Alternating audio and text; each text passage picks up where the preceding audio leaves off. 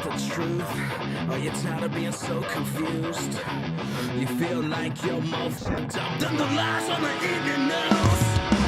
Well, just step right in. We can talk about it all as friends. And if you want, we can hug and kiss and make up for the party ends. Agree or disagree, stop offering me. 'Cause I'm everything you want, damn sure what you need. I won't tell no lies, back up all the facts with truth. And if you can't get down with that, you must be somebody's stuff.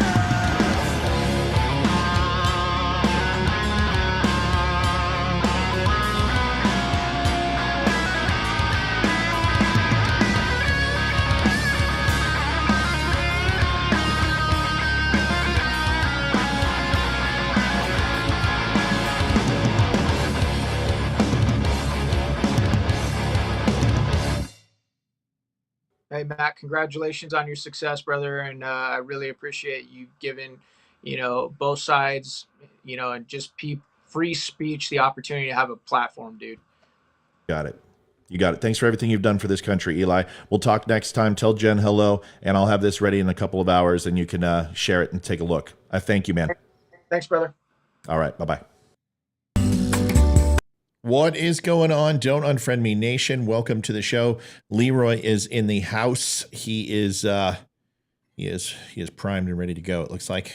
Leroy, welcome to the show. I am ready to go. Thank you, sir. Thank you. How are you? I'm doing good. Doing good. It's a beautiful day You in look the neighborhood. good. Thanks, buddy. Thanks. So do you. Thank you. Getting the lifts in a little bit. So feeling good. Got some getting swole. I got some shoulder issue, man. Yeah, I was benching and I'm like, ow, that don't feel good. Now I'll push through it. And then, oof, not a good idea. I'm getting old. It's really what it is. It's the mileage, man. It's just, got to rotate the tires. I do know. I get it. Welcome to the Don't Unfriend Me show, everybody. If you want to call in, we can do that shortly before we get to playing a video. And I didn't get a chance to release. And when this always happens, my daughter showed me her grades today. How'd she do? Not well. Well, she says well. She got an A+, an A-, an A, and 2 B-, and a B. A's and B's, bro. No, not a B-, right? Like we're all about like B+, but a B- is just too close to a C. So, she's like, I tried my hardest and you've always said, and I said, yeah, but you missed 9 days. You didn't come to mom and dad each week and show us where you were. You slow rolled your Spanish class. In October, you're supposed to switch classes because the teacher you weren't really meeting eye to eye with when it comes to her teaching style. And you didn't do that until almost January. So is that your hardest? Started waterworks. And I'm like, okay, you know what? So, I was like, all right, let's take away the phone. And I'm like, you know what? I'm going to stop. So I just looked at her. I said, here's your phone. Here's your watch. What are you going to change? And she's like, I'm going to get the grades back up. I said, okay, I'm taking your word for it. And if it's not back up, you lose the phone and you lose the watch for a year. And love you. Good night, buddy. High five. And, I was like, you're not old enough to have it. So, oh, thanks. E. I love you, buddy. So I just told her, I said, if you don't, you're making a commitment to get the grades up. And if not, you'll have it over the summer. And then when school starts, take away the phone and the watch for a year. Yeah. And we'll see what it's like when you're 13. And she's like, okay. I'm like, all right, well, then there you go. Well, parenting 101. We'll see how it works. So, yeah. Good. Accountability. It's a hell of a thing to teach, a preteen. It's hard. Well, and listen, if she didn't want to get into NASA and she didn't want to get into, Virginia Tech, I she wants to be an astronaut. She wants to go to Air Force Academy. It's like, okay, well, if you're going to do that, and I'm going to pull, and if I'm going to pull, some levers to get you using any political connections that I have to get you there. Usually those are reserved for people who donate millions of dollars to somebody's campaign. So, I'm going to have to pull everything out of my hat to get you that possible, that possible assignment to an academy. It's really, really tough. So anyway, cool, man. So anything else new with you? No, no, just trying to get through this week. We had a hell of a snowstorm yesterday. And so, there was a lot of just this heavy, wet, nasty on the ground. And it was so bad that it was just too much to drive in. So I was just like, you know what, call it. Not worth it. What can you do?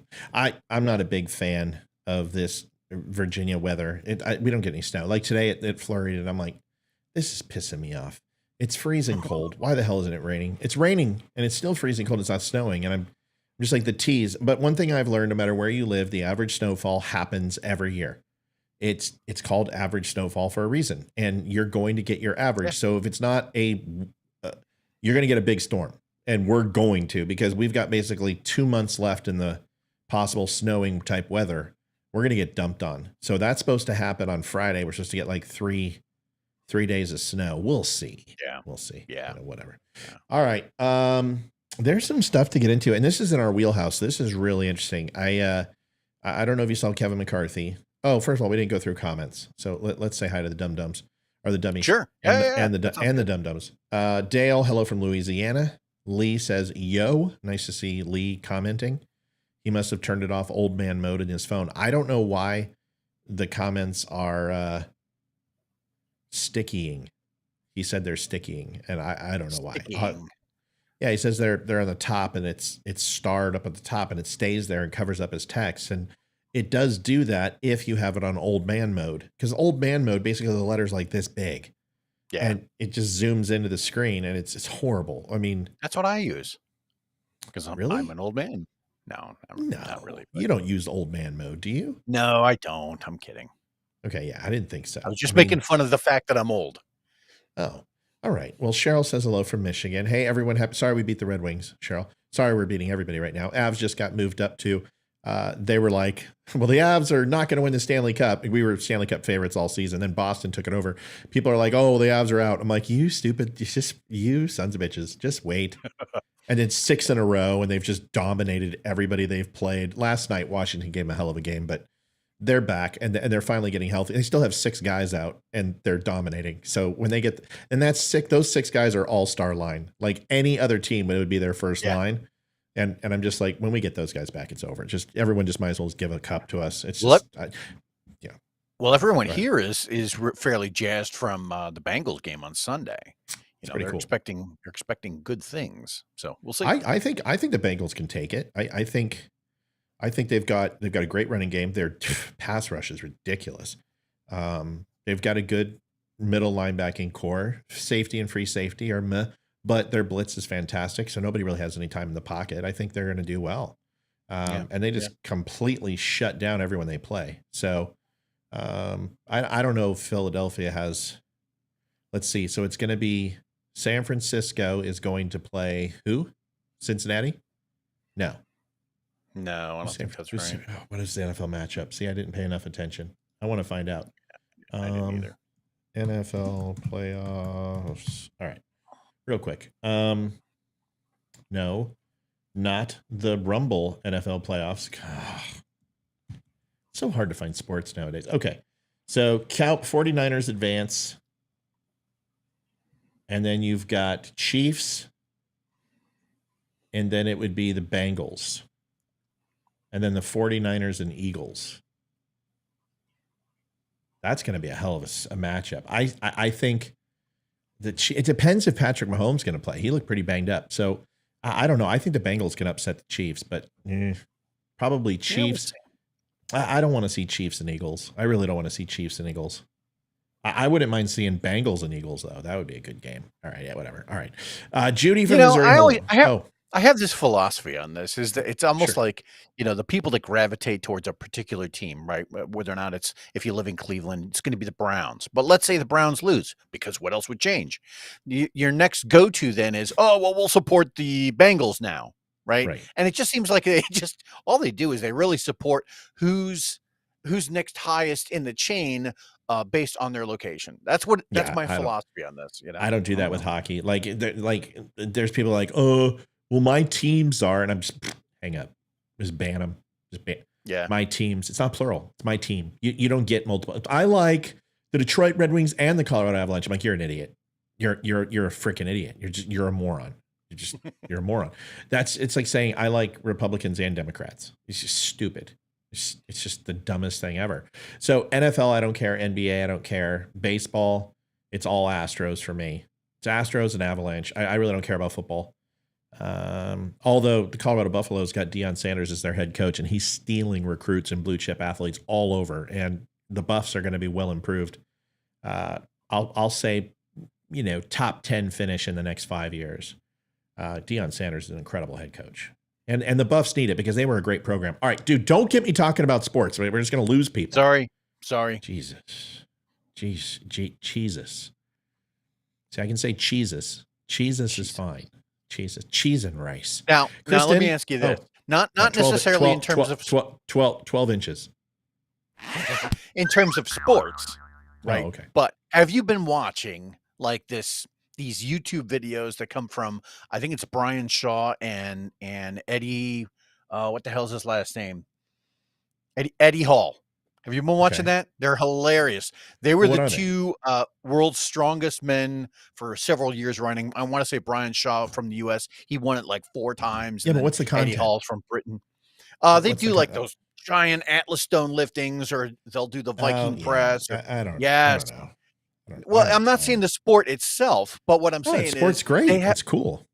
It is cool, but apparently Eddie Hall and Brian Shaw are like BFFs, and they have a whole string of these YouTube videos that are hilarious to watch, like gym fails and things like that.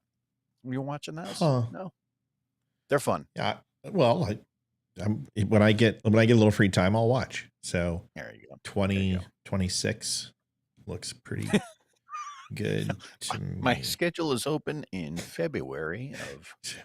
I feel horrible, dude. I'm supposed to call this guy from Canada, the trucker, and I just, it's literally sun up to sun. I mean, dude, I was 5:30. Dude, I can get it. Up at 6, working until 6 on the site, get out, go hit a workout, come in, write the show, try to be a dad, and then I got to prepare for live, and then I'll be on here until 10. It's just, there's no time, but I got to find time. Anyway, let's get through everybody else. Missouri here too. Ashley says, Florida watching. Hello from frozen highlands of Arizona. Too cold to even start melting 3 feet of snow. Holy crap. See, everyone's getting snow. It's ridiculous. Frederick says, hi, Matt, Leroy, Amy. No Amy tonight. Such a good hump day. Jared says, love McCarthy's response to that reporter. Great. Then you're going to like the show we do. Ramon, hello. Hi, Matt and everyone from Iowa. Hi, Carol. Hello, James. Frederick, it happens to me often. I just look at 8:30 live. Just be here.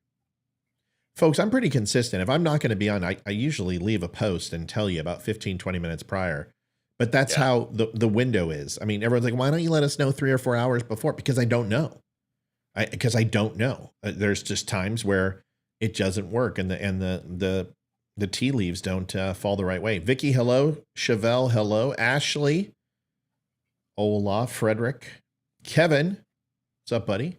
Over on YouTube. Kimberly, hello. Carrie, awesome to see you. Been a while. Chevelle, Thomas, okay, I made it. William McNertney says, I don't know what that means. Fugga. He says fugga. What is PGH? Fugg. What is PGH?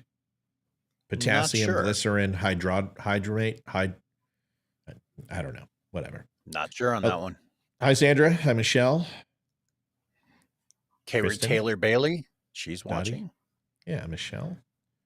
Karen. Thomas Austin. Loretta from Tennessee. Good to see her. Hey, Matt. Leroy Dummies. Hi, Judy. Hi, Tina. Alfonso. Chris. Kyung says, you know what the latest Biden dumb order? Biden is sending our M1 tanks to Ukraine for them to use. Yep, and he's sending 5 to Chicago for Uber. I know, it was a meme. It was a meme. It was funny. All right.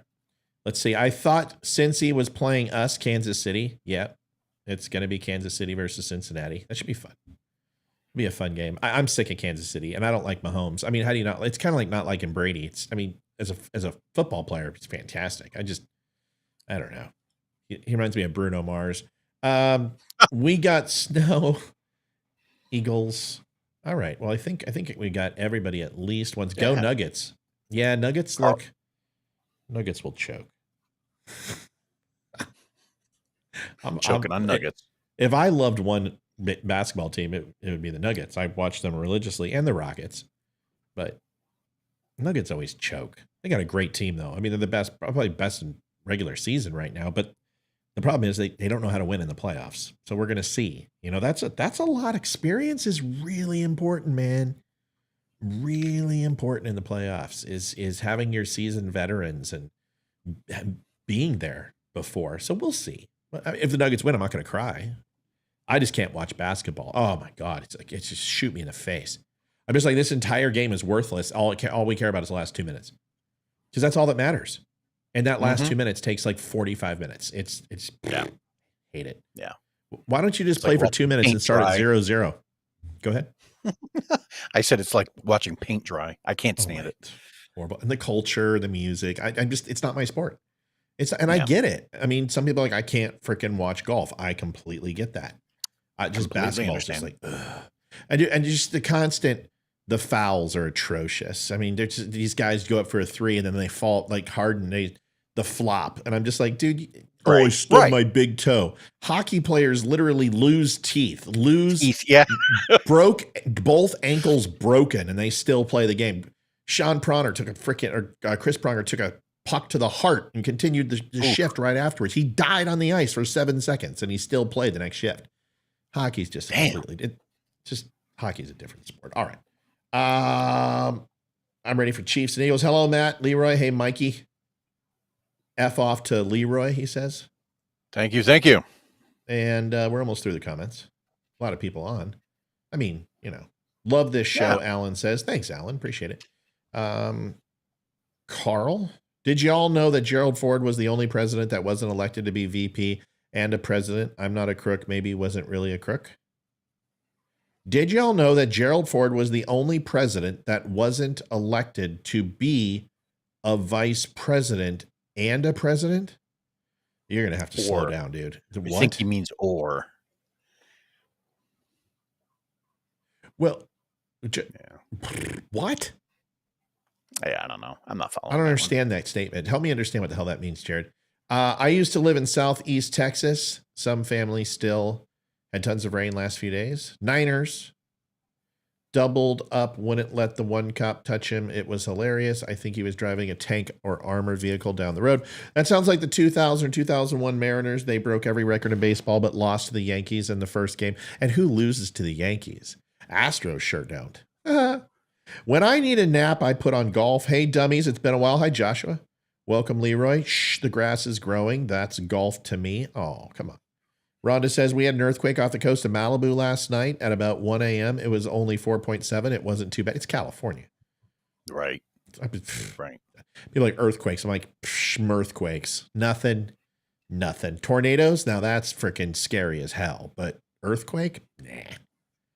There's nothing. Just it's no big deal. All right. David says, Nixon's vice president was Spiro Agnew. Spiro Agnew was caught by the IRS tax evasion or something, and he was dismissed, and Gerald Ford took his place. Right. Oh, I see what you're saying. Okay, well, that's a very big different thing than saying wasn't elected to president or vice president. I see what you're saying. Right. And then Nixon's impeachment and then was moved into president. Okay. Thank you for the trivia. I just didn't understand the trivia. Yeah. In the context of the way he wrote it. Yeah. Now I understand it. All right. So here's the deal. Kevin McCarthy, in my opinion, only 2 weeks into the job, is just slaying. Yeah. He's doing a great job. I've got no complaints. And I really believe that his feet were held to the flame, and it set him on a path to doing the things that he said he was going to do, and good for him. Now, we want it to continue, but right now I think nobody can really say boo about what he's done. And today he released a document that essentially gave the pink slip to Swallwell, Mr. Fing Fang Ding Dang. See the smile on this fucking face, ear to ear, baby. I do, me too, man. I don't even need to see it. I see it. And McCarthy basically just said, see ya. Thank you for your letter. We appreciate your interest, but integrity matters more. And just completely just took him out, man, and said, Island Omar, you're poof punting. Right. She was gone. And I did a little video on it, and I think we can show it and then talk about it. But I think taking this from a fire Mr. Bug Eye? Shiffy? Oh, yeah. You got rid of Shiffy. Yeah. That helps Shiffy because Shiffy's going to run for Senate. It helps Schiff, though. Schiff gets off the committee, gives him more time for campaign funding, and he's going to run for Senate in California. So I guess he would be taking Feinstein's place? Yeah, it's probably what it sounds like. I would assume Feinstein would retire. I mean, I don't know why Swallwell doesn't do it. Maybe Swallwell can recommend his former lover as the new driver for Adam Schiff. Yeah, or he can just go ahead and take over Feinstein and get the, de facto state of Chinese spies reign of terror continuing. Wouldn't that be nice? Yeah. So here's what I want to say. A lot of people are like, oh, dude, blah, blah, blah. They're guffawing. And, of course, the Republicans don't want the Democrats on these committees. Hello, January 6th committee, Liz Cheney, piss off. Come on. Yeah, dude, we told them when they punted and put 2 Rhino Republicans on the Senate Oversight Committee and the January 6th committee to not do it. Republicans warned them, don't do it. There's going to be consequences. Well, here are the consequences. Didn't listen. And McCarthy's not saying you can't have a Democrat. You have to have a Democrat with integrity. So we're going to play the show. And then we'll take some phone calls and see what your thoughts are and kind of go from there. But, you know what they've said about Fing Fang. Once you eat Chinese, you want it again an hour later.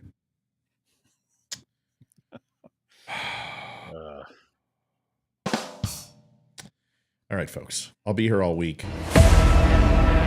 Let's get this video on here. You guys more than welcome to call in after this, and if you would like to. Been a while since. Good evening, Dumb Nation. Phone calls, and Leroy and I are going to go incognito and dim the lights, and get a little romantic while we watch tonight's show. That will be up after this show, but I did not have time.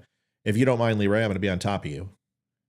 Oh, wow. Well, that was oddly worded. Oh, man. All right. And then off my shoulders. Then we're going to talk a little bit tonight about the FBI dirty dossier and the FBI agent who worked on the Russian collusion case against Trump was just you can't make this shit up, was just arrested for colluding with Russia. Leroy, did you hear this? Hold on, Leroy's muting his mic. Leroy, sorry, I was adjusting my mic. Did you hear the guy who was investigating Russian oligarchs and was tied? Charles McGonigal. He was freaking was looking into collusion with Russia and then wound up colluding with Russia. I mean, with Russia, right.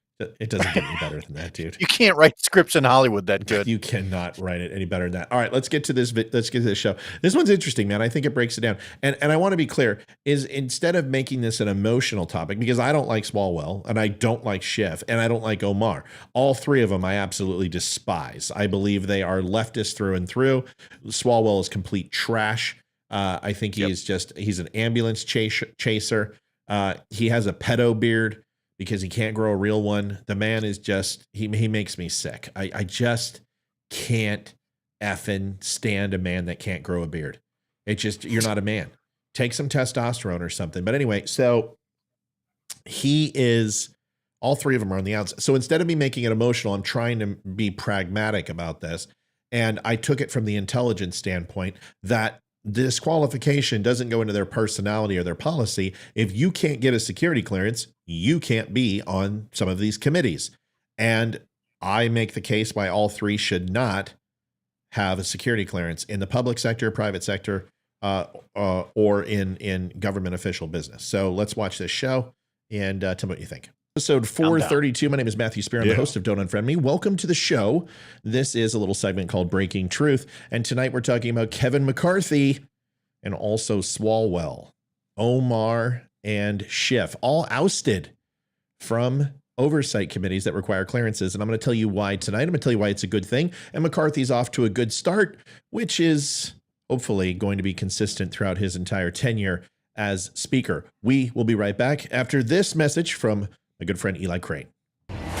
In a couple of hours, and Adam Schiff, Democrat from California. I thank you, man. Thanks, brother. All right, bye-bye. I took your advice. Eli Crane, one of the 20 to hold out. It's kind of good to see. Folks, at The Dumb Show, you can find us across all social media. Give us a like, follow, share, and subscribe. Hit that pound button. I would appreciate it. It keeps the lights on. Let's get into the show tonight. So McCarthy, Kevin McCarthy, Speaker of the House, you may remember that little fiasco. He removed Representatives Eric Swallwell, a Democrat from California, and Adam Schiff, Democrat from California, from the House Intelligence Committee, and Representative Ilhan Omar from Minnesota from the House Foreign Affairs Committee. He cited Swalwell's association with a Chinese spy, Schiff's boosting of the now debunked Steele dossier, and Omar's criticism of Israel as reasons each lawmaker is unfit to serve on committee assignments. Now, I'm going to go through each one of these and expand on Kevin McCarthy's reasonings. I happen to agree with him wholeheartedly. When it comes from a clearance perspective, the qualifications are immaterial. If you can't get your foot through the door, well, you don't go. Or if you can't throw a 60-yard beam all the way with feet planted firm after doing a rollout to the right, you have no reason to be an NFL quarterback. Omar's thoughts on America. In Omar's version, America wasn't the big-hearted country that saved her from a brutal war in a bleak refugee camp. No. It wasn't a meritocracy that helped her attend college or vaulted her into Congress. Instead, it was the country that had failed to live up to its founding ideals, a place that had disappointed her. And so many immigrant refugees and minorities just like her, she says. Such a disappointment that the House decided to go ahead and move through with HRES, House Resolution 241, where in 2012, Representative Omar tweeted, "Israel has hypnotized the world. May Allah awaken the people and help them see the evil doings of Israel." Holy crap. Whereas in 2018, Representative Omar posted drawing attention to the apartheid Israel regime is far from hating Jews. Whereas the last controversial tweets from Representative Omar suggest Jewish people are buying political support. She tweeted, "It's all about the Benjamins, baby," a reference to a song about a $100 bill, and AIPAC, a pro-Israel lobbying group.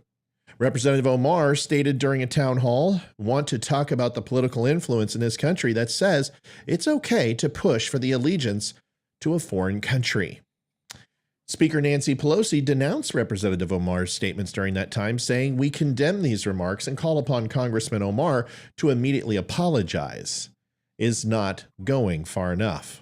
On March 7th, 2019, Democratic leadership failed to primarily and directly address Representative Omar's anti-Semitic remarks in a resolution that should have been specifically about anti-Semitism so as to address the rising threat thereof. Jewish people are subject in the media and political campaigns to numerous other dangerous anti-Semitic myths, including that Jewish people control the United States government or seek global political and financial domination, and that Jewish people are obsessed with money. Accusing Jewish people of being more loyal to Israel or to the Jewish community than to the United States constitutes anti-Semitism because it suggests that Jewish citizens cannot be patriotic Americans, and trusted neighbors. And when Jewish citizens have loyally served our nation every day since its founding, whether in public or community life or military service, they deserve that respect. All Americans, including Jews, Muslims, Gentiles, and Christians, and people of all faiths and no faith, have a stake in fighting anti-Semitism, as all Americans have a stake in fighting every form of bigotry and hatred against people based on religion, race, or place of birth and origin. To be sure, this is not the first time that Omar has made remarks which are highly questionable. She referred to the attacks of 9/11 as some people did something. Then there is the tweet saying, "May Allah awaken the people and help them see the evil of doings of Israel." She blamed the U.S. for the terrorist attack on Kenyon Mall that killed 70 people and wounded 200 more. She wanted a Minnesota judge to show leniency to a man who tried to obtain fake passports to go fight for ISIS. She blamed the U.S. for the Venezuelan coup. She supported the terrorist organization Hamas as they fired rockets at Israel. She complained about the way Americans pronounce Al-Qaeda.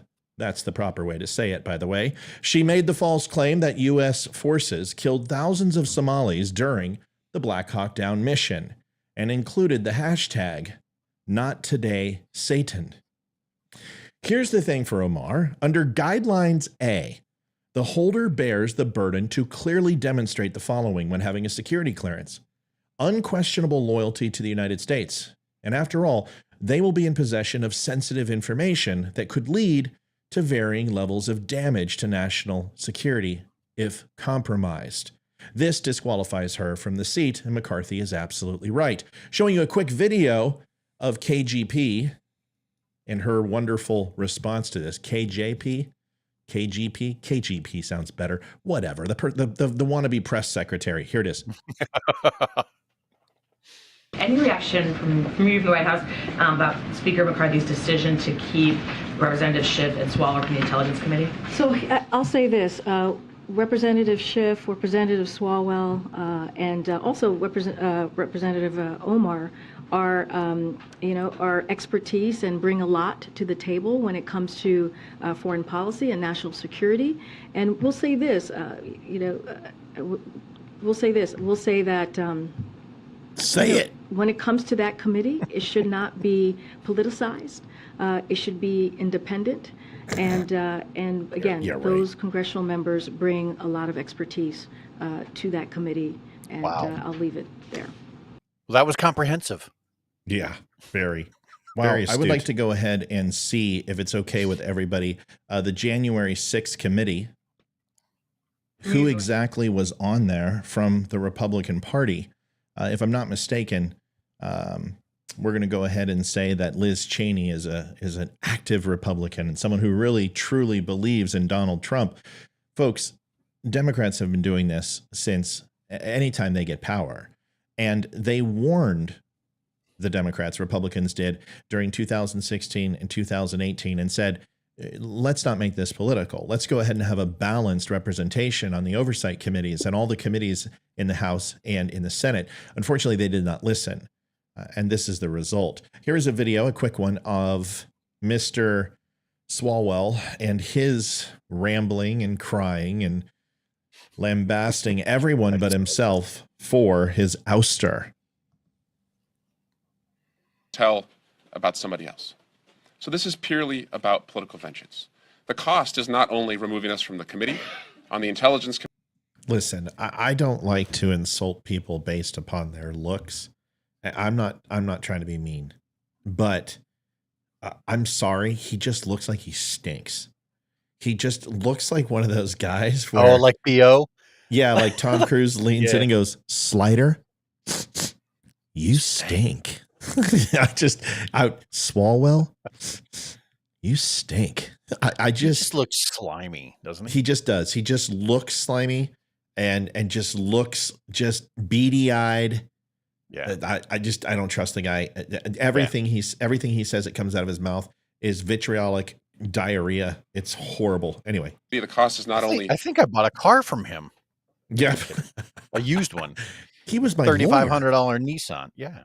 He was my lawyer. breaking, shattering the most precious glassware in the cabinet, a committee that's always been bipartisan. The cost are the death threats that Ms. Omar, myself, and Mr. Schiff keep getting because Mr. McCarthy continues to aim and project these smears against us. Even though we have said publicly these smears are bringing death threats, he continues to do it. Was Mr. McCarthy holding his PP when he decided to stick it in Fing Fang, allegedly? Right, I just want to make sure. Was McCarthy there when he Notice he's not interacted? denying that either. Yeah, when he interacted with a foreign official and didn't have a background check done, which he's authorized to do, even as lowly as city council, that he can reach out to the FBI anytime if he suspects or has a serious relationship with a partner to have them vetted. It's actually a requirement for him to do that, whether he's U.S. or abroad. No, didn't do that. Oh, well, I guess not. Which makes us believe that there's an intent behind it. But we will not be quiet. We're not going away. I think he'll regret giving all three of us more time. So he basically said he'll regret giving us more free time to do what? Well, you don't have to go away mad. Just go away. Swallwell has a long litany of reasons why he should no longer have a security clearance. But I love how he says, well, these death threats are Kevin McCarthy's fault. We take them seriously. Interesting. You didn't take those very seriously against Kavanaugh and the other Republicans. Black Lives Matter, okay. stalking people outside their house like Tucker Carlson. I guess that's a different leopard with a different spot. Swallwell repeatedly claimed, without a shred of evidence, that Trump not only colluded with Russia, but also that he was an agent of Russian intelligence. So it is a bit ironic to learn that the congressman who claimed Trump was an agent of hostile foreign power himself had a relationship with an alleged agent of a hostile foreign power. Fang began cultivating, Fin Fang is her name, Swallwell when he was a member of the Dublin, California City Council as a part of Chinese intelligence operations to get close to rising political stars. After he was elected to Congress in 2012, she became a bundler raising money for his re-election campaign, and she chose her target well. Swallwell became a member of the House Intelligence Committee and lead Democrat on the subcommittee with oversight over the CIA. Fang facilitated the potential assignment of interns into Swallwell's offices, and at least one case, an intern recommended by Fang was placed into Swallwell's D.C. office. Swallwell has thus far refused to discuss his relationship with Fang, and his office did not return a request for comment. The interesting thing is, I called him. How come I do that all the time and nobody calls me back? I just don't understand. What does it take to get somebody on the record here? I'm like, can I get a quote for tomorrow's headline? My editor wants it. That is the definition. So for anybody who's ever gone through any sort of background clearance, if you have a security clearance, you know what I'm talking about when I'm about to say. That is the definition of a honeypot scenario. Yes. Right? They use this lady's Kishka, right, to get secrets out of a sitting. Yeah. And just, oh my God. How awful. Dude, I can't believe you said Kishka. So her Fing Fang. Her sniz. Your snatchel. He also said that I'm not going to say it. He won't answer whether he slept with her or not, but I'm pretty confident he did, considering that was his girlfriend. But maybe he just is saving himself for the right gal, maybe someone from Russia. Eric Swallwell couldn't get a permit at the flea market, let alone security clearance in the private sector. He has no reason being in office, let alone being on a committee, and no reason to hold a clearance higher than hall monitor. Schiff also, we all know who Adam Schiff is, most famously claimed that Congress had not only uncovered a criminal conspiracy by the president's 2016 campaign, you remember, but also that he himself was in personal possession of a smoking gun. Schiff never shared any corroboration with the public.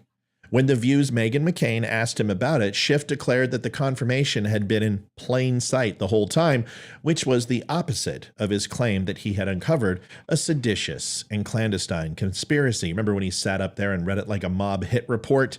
And then he said, oh, I was just in character. Not necessarily. Nobody took it seriously. Yes, the entire Democratic Party and all the people who watch CNN took it seriously because they don't have a sense of humor, Adam Schiff. They elected you. He knew, well, I guess they do have a sense of humor. He knew that the dossier was an Oppo research document paid for by the Clinton campaign and the DNC, and Schiff tried to suppress the information that undercut collusion accusations, claiming For instance, that Devin Nunes' memo detailing the dossier's origins and lack of evidence was unsupported by the facts in the investigative record. And when after years of delay, Schiff was forced to release transcripts of interviews conducted by House Intelligence Committee into Russia meddling, we learned that the Director of National Intelligence, former Obama Attorney General, former Deputy Attorney General, and the FBI Deputy Director, among others, all told his committee that there was no direct evidence of criminal conspiracy. Schiff knew, and yet he confirmed and continued to profess that the central assertion of the dossier that the Trump campaign had colluded with Russian government during the 2016 campaign was not only possible, but a fact. He did so on numerous occasions and with great certitude. Every time he did, it was a bold-faced lie. These three don't deserve clearances, and without clearances, you don't get to be on the House Intelligence Committee or any other committee that requires a clearance. Everything else is a moot point. It's not about being fair. There's other Democrats that are available and probably can qualify to get on. But once again, this is what happens with consequence. Elections have consequences. We won the House. Republicans are making some changes. Get used to it. The year of the Chinese New Year is now the rabbit, and the House Speaker is Kevin McCarthy and no longer Pelosi, which was the year of the lizard. Folks, thanks for watching. Don't unfriend me. I appreciate it. Puns and all. Do me a favor if you would. Yeah, so, all right. So now lights on. Ding, ding, ding, ding. Ding, ding. I want to get your thoughts on this. And you know, I don't expect a late night tonight. It's been a long day, and I still got to post the other show, but I want to get your thoughts. Sure. Is that fair? Is there anyone who possibly could deserve a clearance out of those three and should have one? No, not even a little bit. Obviously, the biggest hit list item within the list that we had there, the three people, would have been Swallwell, right? You don't get to rail a Chinese spy. Okay, when someone goes to fill out their SF-86, right? When they're going to fill out all of the required paperwork that the government says, all right, list all of your details, where you've lived, who you've spoken with. We're going to run a credit report on you. We're going to do this. We're going to look for your criminal records, right? And every time, even if you have any exterior travel, okay, we in the military, we call it OCONUS, right?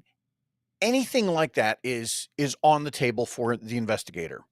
Now, tell them what OCONUS is so they understand. Outside the United States. Thank you. So that being said, if the FBI or whoever the investigative agency is, if they show up at my house and they say, Mr. Grable, sorry, we would like to conclude this investigation so that we can go ahead and rubber stamp your security clearance, right? If we do that, but we need to know, right? Is there anything that's missing? Is there any reason at all that the United States would not be able to trust you with certain pieces of information? Correct. Right? And if you don't do that, if you don't come clean and they find out about it, not only do you lose your clearance, you will go to jail, hopefully. Correct. And so for Eric Swallwell to have gone that distance with a Chinese spy in his employment and to be passing along God knows what information, I think at minimum he should lose his clearance. Probably a lot worse, folks. A lot worse. In terms of Ilhan Omar, she is just awful. She is not trustworthy. That is not a woman. To your point, Matt, she was in a lot of tweets. She would make anti-government remarks, anti-U.S. remarks, and that's actually one of the items that they ask for when you are getting your clearance. Has this person ever made any public statements that are in fact anti-U.S. government? That is one of the items. And if you can answer yes to that, you might still get your clearance, but they're going to ask a lot of questions. All right, what did you mean by that? Tell us about it. What's your, why would you say that? They will get into it with you. So you have to be very, very careful with that. And you can tell that when she's tweeting some of this stuff that she's trying to ride a line, but it's Right. difficult for her. She tends to go over that line with right. She doesn't use dirty right before the Right. moniker. Right. You know she Right, wants and to. so- These dirty blanks. right. And so you see a little bit of that veil kind of slipping a little bit when she was using some of the adjectives that she was in terms of like, Jewish people, this kind of thing. So, Right. yeah, she should not have a clearance. And What Adam about Schiff, Schiffy Schiff? just a slimy piece of mother. That guy lied to further his own career, to discredit a sitting U.S. President. He had taken money in exchange for basically said opinion, right? In the form of the Clintons, the way they had funded that investigation against then President Trump. And so, no, he doesn't deserve one either. No, I thought your show was excellent. It was a good breakdown. It's a good day when you get to see people like that basically get fired off of the Intelligence Committee. It was a good day. Yeah. What's Christopher saying? What the hell's going on? I can't see his stuff. Somebody said, where did Matt hurt you with facts? Who are we talking about? Am I missing people's comments? I don't know. Well, I'm not talking to you, man. I'm talking to them. Why do you always do that? It looks like I'm not getting YouTube comments. Hold on. I got to fix this. Let's see, bot.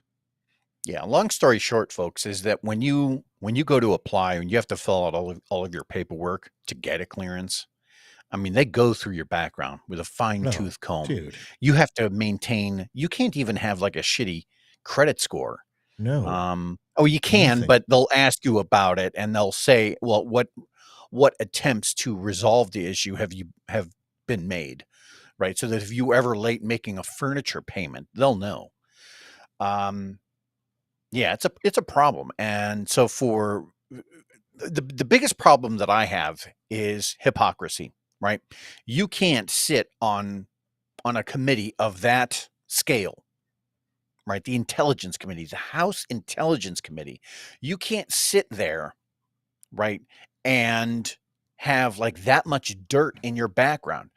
I mean, that's one of the things that they ask during these interviews is there anything in your past that a foreign nation or government could use against you, right, so that they could gain leverage over you, right, that way, because they want to know if you're going to be, if your past is squeaky enough so that you couldn't be turned. I mean, that's one of the reasons they do that kind of thing.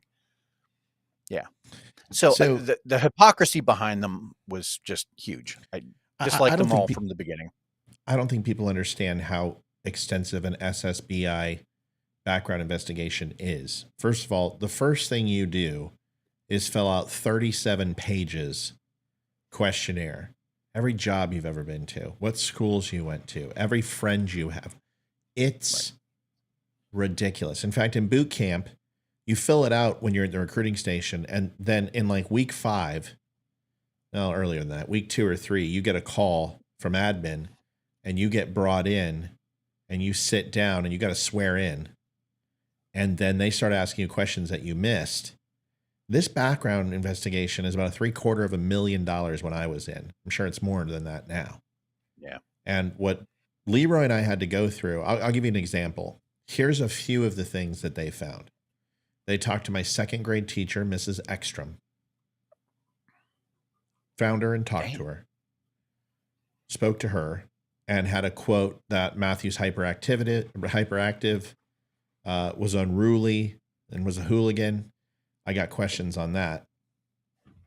They found a application from Good Times Hamburgers, scratch that, to Sofa Mart when I wanted to be a salesman. I didn't work there. And I took a soda from Good Times a medium soda and didn't pay for it on one of my shifts, and I forgot. I really did forget. And the question on the Sofa Mart questionnaire and personality profile was, have you ever taken and stolen anything from work? And I was such a young idiot. Of course, I'm like, yep, I sure did. And they found that, and they had a copy of it. Yeah. And asked me if I had ever stolen anything else. I had to actually have a polygraph in my 4th week of Intel, because one of my friends accused me of dealing mushrooms and dealing drugs and stealing comic books from a store and just making up these horrendous things about me. Yeah. That was bullshit. And so I had to go take a polygraph. And of course, I was nervous as a whore in church.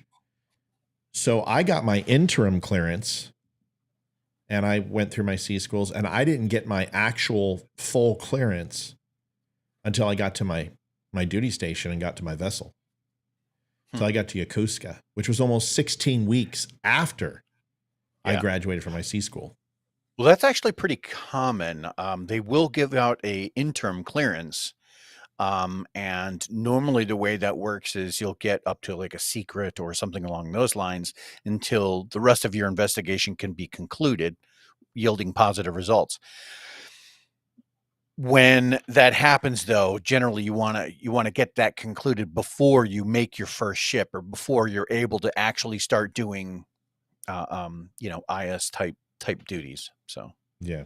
Good Listen, show. Good show. Chris is getting blown up. You might want to come and save him. I mean, the dummies are they're feeding on him.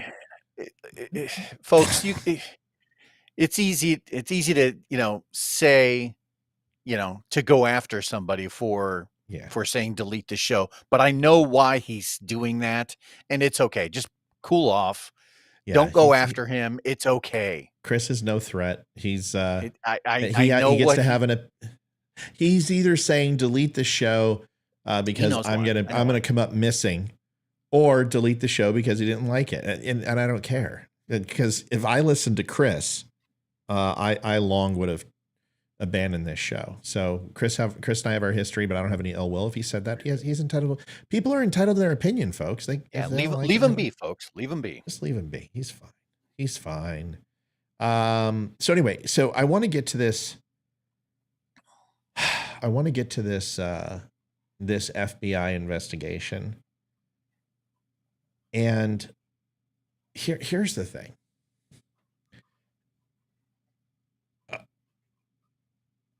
Donald Trump got absolute hell and flack for questioning the intelligence community.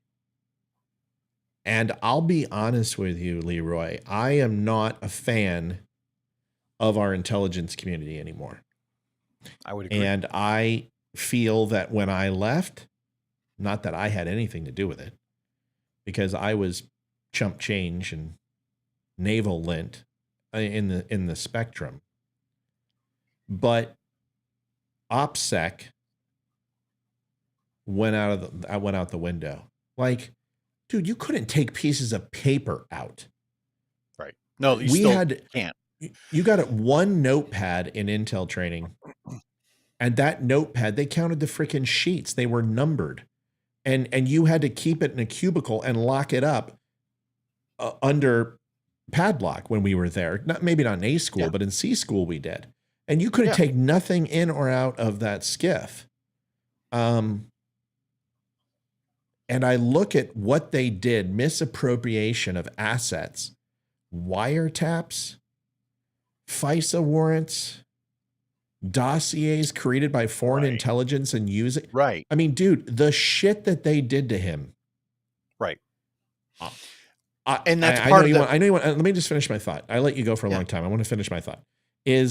I don't understand what happened. It's very similar to this.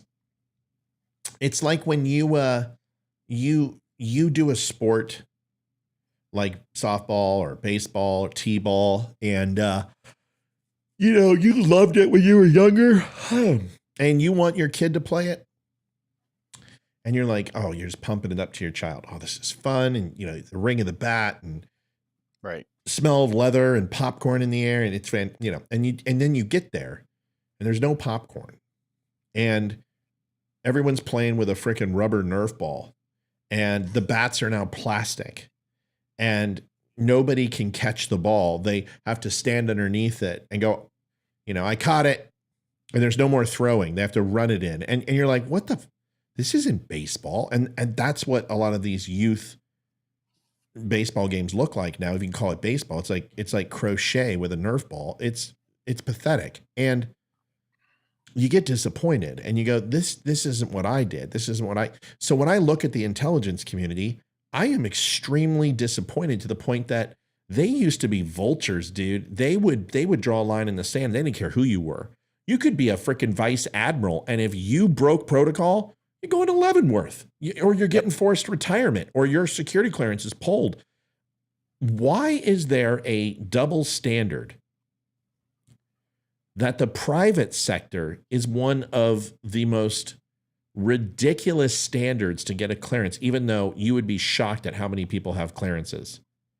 It's like upwards in the 30 million have clearances in the United States. A ridiculous number of people have security clearances. Right. And it's still, the standard is extremely high, but senators and, Kushner and Ivanka, they all just by your leave, get whatever they want. And does this frustrate you still being a part of the community? It does. What I was going to say was that the hypocrisy that happens at that upper echelon, level, the main politicians that exist on the Hill, that it's almost, we've all heard that the phrase, the rules for thee but not for me.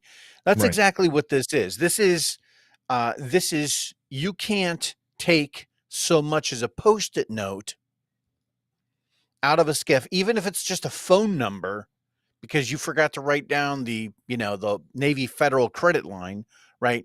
You can't walk out of there. If you did, you could potentially get in trouble for that. Right. But here, now we're finding 16-year-old documents next to a Corvette in an unlocked garage, and somehow that's okay. And so when I'm looking at this level of hypocrisy, that's the problem with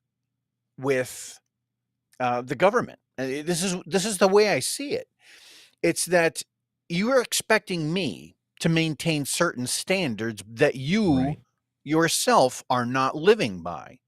And so there has to be this level of trust that goes both ways. Again, when we're talking about that SF-86, that flow of information is supposed to go to them so that if I ever decided I'm going to go on vacation, and when I do, I'm going to take my wife to Ireland, right?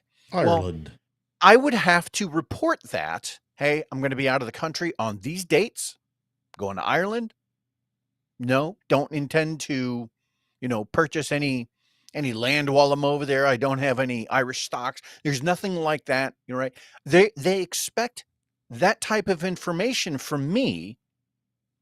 But in the meantime, again, that upper echelon level of management, the people that you would think would be the most sensitive towards maintaining classified information, and they seem to just be willy-nilly, oh yeah, I got some in my house over here, might want to check that bottom drawer of that dresser, ho ho ho, and now we're Including seeing Mike Pence. and that's exactly what I was going to say, including Mike Pence. And I'm Who glad would have thought that did- Mike Pence would throw fucking Joe Biden? Here's the funny thing. Biden throws Trump a lifeline. And then Mike Pence throws Biden a lifeline. Right. Who would have thought? I mean, if you can't write this stuff any better than this. I was like, Biden literally just kept Trump from, and there's nothing they can do. And now Mike Pence did that for Biden. What's going to happen next? Do you think Barack Obama, you know what Barack Obama would do? And they're like, listen, Barack, we need these. Fuck that shit. Yeah. Yeah. That's what Barack would say. He would just fuck you. And you would hear nothing about it. And that guy And it is would be considered allowed. a king in this country by the DOJ and the DOD. Right. And so that's my main problem with this, is that there's no level of consistent rules that are being maintained here. For anybody who is not a sitting congressperson or senator, from anyone from that level down, if you screwed up with something, you're going to Leavenworth. But because that's them, all of a sudden it's okay. And no, I don't like that. Yeah, this isn't about voting for Pence. I don't care about Mike Pence is going to out. He's trying to sell books. Okay. That's why Mike Pence is running. Mike Pence doesn't have a snowball's chance in hell of running and being successful. I will say that the way he did it, the way he got out in front of that to basically... Hold on a second. Hold on. Shh. We traded to the Sharks, Jacob McDonald, Martin Kaut. We got Matt Nieto back in Ryan Merkley. Merkley said he scored 14 points in 30 games, -8, 26 penalty minutes. But we got Nieto. Who did we get rid of? McDonald and Martin Kaut. No loss. No loss. Nope, that's a great trade. No, we got some scoring depth. That's fantastic. We got some great penalty killers too. Good stuff. Sorry, Leroy. Hockey trade. Oh, you're good. I had to. All right. Nice. So here's the thing I want to talk about with this guy real quick. Charles McGonigal, he's a special agent in charge of the FBI's counterintelligence division in New York from 16 to 2018. First of all, a 2-year post at the director level, he did something wrong. Just let you know. You don't do a 2-year post at director level and in the size of New York, because there's nowhere else to go from there. New York, Chicago, Los Angeles, Dallas, those are like the most coveted. San Francisco, those are the 4 or 5 most coveted FBI posts in the United States. And when you get to New York, you're kind of done, right? 2-year stint. There's something screwy. Is accused in an indictment unsealed Monday on working with a former Soviet diplomat turned Russian interpreter on behalf of Oleg Deripaska, a Russian billionaire they purportedly referred to in code as the big guy and the client. Listen to that. Listen to that real quick. A Russian billionaire they purportedly referred to in code as the big guy and the client. Who else was referred to as the big guy, Leroy? Right. That would have been our illustrious president. Is what we think. Is what we think. It was never. I don't think it was ever confirmed, but maybe it was. Too conspicuous. Well, according to a few of the people who are involved in the transgressions with Hunter Biden, is that they have testified that it is Joe Biden was referred to as the big guy. Just kind of funny that Russian oligarchs in 2016, 2018, working for the Penn State building as a professor, but also getting money through Burisma and through Hunter Biden's connections, setting up foundation fundraising, traveling overseas to China and to Russia and other places Joe Biden did, that it all seems a little bit too coinky-dink for me. They're also, before we did the show tonight, they're saying that Hunter Biden may have had access to some of the classified material in an email that he sent, and it's breaking now, that it's the markings, and you know what I mean by markings. A lot of people don't understand what that means. The markings is kind of the signature that the intelligence leaves to originate its source, and sometimes certain intel is segmented differently to different people in order to identify if there is a leak. It'll be marked with a different number. There'll be a line taken out. A page marker will be left on, things like that, especially when you're trying to find moles. But the markers of the intelligence, the way that the email was framed, aligns with some of the intel that was collected. No markers were signed, but kind of the fingerprint of the intelligence is very synonymous with this email that Hunter had on his computer and laptop. And if you remember, there's 2 things I said that were going to happen next. One is that wouldn't it be crazy if they found some of that intelligence on Hunter's fucking laptop? And the second thing I said is now they're going to start seeing people come out of the woodwork who were in the chain of custody of these documents say, oh, well, Joe Biden he always kept documents. We called him Sticky Fingered Joe. Every time we brought intel to him, we never got it back. And those type of things are going to start coming out. Right. That whole timing of all of that is very conspicuous. So when we're talking about Hunter's interactions while sitting on the board in Burisma, right? And that whole time, there's now that we have that that ability, that 2020 hindsight, we're able to look back on that and say, man, that whole time he was on the board, he also had his dad's classified documents in his garage, right? He was effectively wrote off on his taxes $50,000 worth of rent on a house that he owned, apparently, right? There is this whole, if the Joe went ahead and tried, it did get the investigator fired in Ukraine for looking into it, into the Prosecutor. the Yep. Burisma, the prosecutor. So there's that. There is the laptop itself. And so it's not a far cry to add all of this stuff up and go, yeah, there was some dealings there. There is no, I'm not saying that it's factual that there was something that was going on, but there's enough there to start asking the appropriate questions. There's enough there that somebody could probably, the IRS, could start looking into some of those tax returns and start working the problem backwards. And I'm not saying that to turn it into a witch hunt. What I am saying is to ask the appropriate questions, because a lot of the stuff looks shady AF. And if you really want to if you're trying to win over the American public and you keep talking about transparency, this is the way to do it. If you're really clean, that's how you do it. Well, the thing is Bobulinski was talking about this stuff long before, and this is what was suppressed by Twitter and other places, is simply saying, oh, well, there's no there. This is all Russian collusion. My point is do I feel that Hunter Biden had confidential information written by himself or secret information that he was passing along through email? No, that's not my point.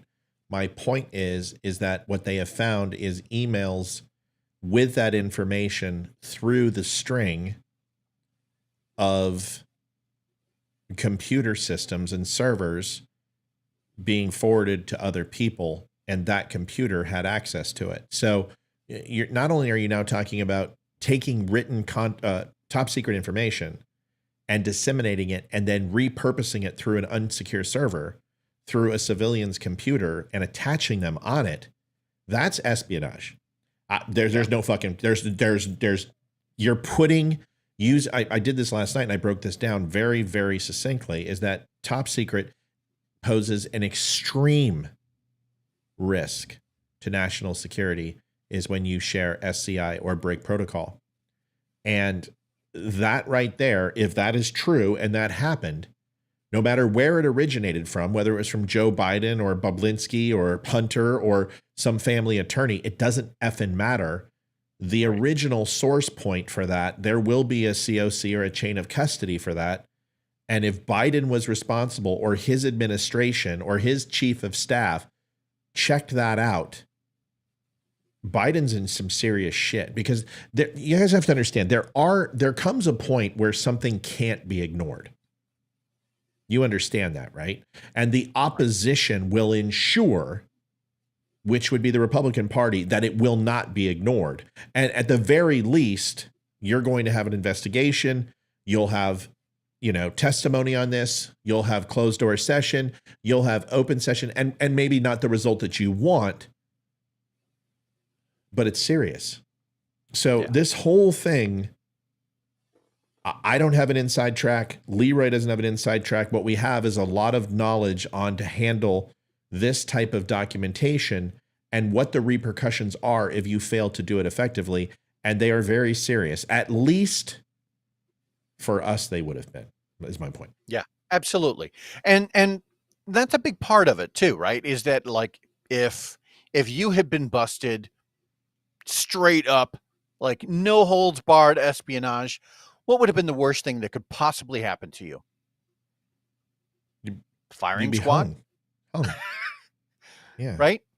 So, I mean, we're not saying, I'm not saying that that's what should happen, but what I am saying is that when the consequences are so severe for a regular person, maybe they should be more severe for people in higher positions.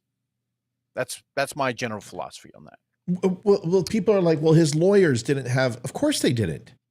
We know this because they didn't have active and pending clearances. Some of this information was collected recently, not just old, and they guffawed and stopped and said, we can't look at this stuff, and sealed it and did not move forward. At least Mike Pence's box was sealed, and the box was called classified. You know why Mike Pence did this. Everyone should know why Mike Pence did this. A lot of people are saying, oh, it's a setup and he was to make Biden stronger against Trump. No, is that first of all, Mike Pence is a Christian who won't even be alone in a room with another woman. And he's got this clean image to go ahead and keep up. And his new book is all about his Christian faith and everything else. And if he didn't, it would ultimately probably lose him some book sales. Folks, Mike Pence is not going to be the president of the United States. He's not going to be the vice president. He's not going to be in a cabinet. Mike Pence is done. His career is over. Trump made sure of that, whether it's true or not. And you guys know I've defended Mike Pence plenty on this show. He's done in politics. He's going to run. He'll primary out. And that's it. End of story. His crescendo was as VP. Right. Ingrid says, we're going to eventually have to stand strong on truth by allowing them to make us fear we'll lose all control over our first. It's just, listen, I'm not sitting here pointing fingers. A lot of people are like, well, Matt, why didn't you go after Trump? I did. Did anybody watch the show last night? And Leroy and I went after Trump plenty of times and said, yeah, he's got 19 SCI documents, top secret at this point. That's what we counted. We counted the inventory, folks. They're like thousands. No, photographs, magazines. We did the full inventory on the show, and we went through the entire packing list one by one. Okay, Frederick, listen, that's a whole nother conversation. Trump stuck up for Pence. Dude, let's just say we disagree. Pence, hands down, was the best vice president that I'd seen in a long time because he always defended Trump flawlessly through the debates, through the grab him by the pussy thing, through COVID. Mike Pence towed the line for Trump. And this whole thing, you're talking to people who are true constitutionalists and not just fans of the Constitution, but have read, processed, written, spoken on the Constitution thousands of times. Mike Pence had absolutely no authority whatsoever to certify or decertify that election. Now you say, well, you can go ahead and say that a couple of the states were contested. That's fine. But if it wouldn't have changed the outcome of the election, it doesn't matter. He could have sent those back. Sure. What's the point? There is a clause that ultimately the dissenting opinions of those states has to outnumber the yays. And it has to align with the electoral process. And as long as that holds true, it doesn't matter. This whole thing with Mike Pence being able to overturn the election, it's a ceremonial position. It has nothing to do at all with the electoral process. You can say it does, it doesn't. And if you want me to prove it, fine, I've already done it. Go to Facebook and do a search for Mike Pence, and I walk you through the whole thing. And it is the most boring video ever. It's 32 minutes of literally reading the process for you from start to finish on how it works. And there is nothing that demonstrates that he should decertify the election. Now, do I think it's okay that he's written a book? Do you think Mike Pence? I've never liked Mike Pence. I liked him as a VP. He stood up for Trump. He towed the line for Trump, and Trump threw him under the frickin' bus. Okay, that's the truth. And you can say he didn't, but eventually, all you got to do is look at the long line of litany of people who've worked for Trump. There are bodies on the floor, and there's a lot of them, and there's a lot who quit, and there's a lot of. I mean, he loves Secretary John Bolton, one of the biggest war hawks ever, and one of the most reprehensible human beings in the world. I despise John Bolton, and Trump said he's good, he's a great guy, and then all of a sudden he's a traitor. This is what happens. Trump points, and the junkyard dog's sick on that person. Mike Pence was a casualty of that mispointing and should never have happened. Donald Trump got some bad information and listened to some very poor people. Don't be sorry. You don't have to be sorry, Frederick. I'm just letting you know. I with respect, I think you're wrong. That's all. Real quick, Lisa Dullen says, crap, my comments just scrolled. There it goes. Lisa Dullen says, if all of these people have classified documents at home, that it's not so bad, you know. That's a very easy way for them to convince these gullible people that no one should be punished and move along. Yeah, nothing that's a to great see here, point. folks. It's a great point. Yeah. It's a great point. You protect Rome. That is probably the best point of the show tonight. That is an excellent point because they all, unfortunately, it's the same shit, different pile. And Democrats and Republicans are guilty of the same thing. And if they all have secret documents and then they all come out and say, oh, well, listen, I did it. Remember when Hillary Clinton was on trial, Colin Powell came out and said, oh, well, I had my server. Yeah, you had your server for frickin' 1 day. And it was authorized before you pulled the plug. But the point is that they all protect each other. And it's all about favors. It's all about the big chip and the big game. And you can cash that in anytime you want when you have leverage over another person. This is politics. But unfortunately, it gets in the way of the most important thing, credibility. And these guys have zero. Go ahead. My biggest problem, and I understand your statement, I do. My biggest problem is that with each sequential new discovery of, oh, this politician had classified material in his possession. Oh, well, isn't that a shame? Right? With each new iteration of that, it takes away from the severity of the first. And who was the first? Who was the first one that, like, you would think the United States just blew up? Obama. Right? And well, Obama. I was going to say Trump. I was going to say the raid. The first one they Mar-a-Lago. cared about was Trump, but the first one who did it was Obama, and that was by his own admission. Well, that's my point. It was made so political, so much of a hot button issue, mostly under Trump, that with each sequential new discovery of somebody else, it's like less and less people care. Oh, another person was found? No big deal, right? But there was enough of that story that got aired with such a negative connotation attached to it, with only one purpose in mind: to make sure that they have some element of control over the 2024 election. Don't be rude. So here's the thing that is interesting to me. Debbie Hensley, who watches the show quite a bit, says secret documents are nothing compared to becoming a millionaire through insider trading.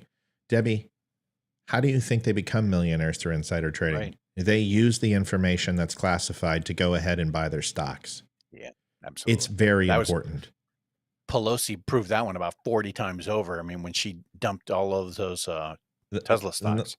Let me tell you what gets classified in the government. Defense contracts. Literally cloak and daggered to the point where nobody sees them, even through appropriations. Defense contracts are closed door. It's not done in front of the public. It is a closed door hearing once a year. That is all blacked.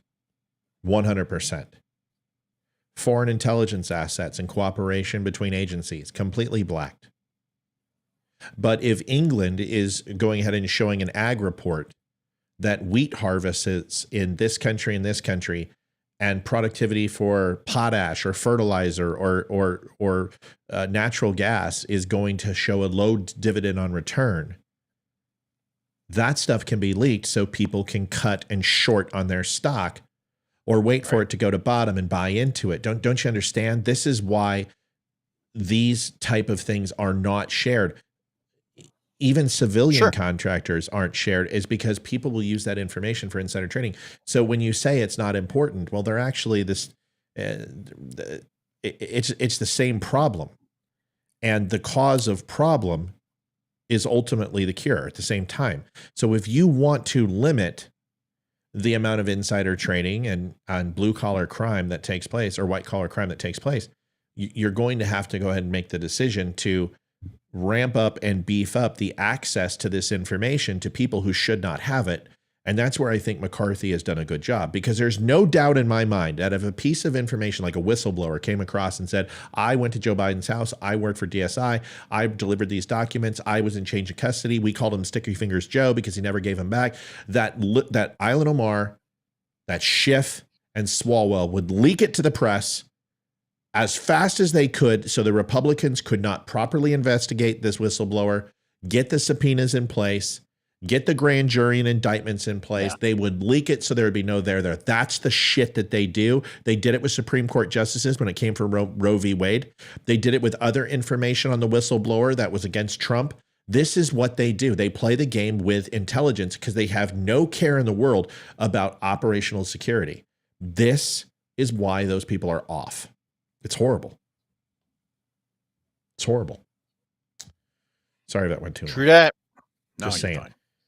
Finishing up here. So McGonigal's 54 and Shostakov is 69 are charged with violating and conspiring to violate the International Emergency Economic Powers Act, conspiring to commit money laundering and actual money laundering. Shostakov is also charged with making material misstatements to the FBI.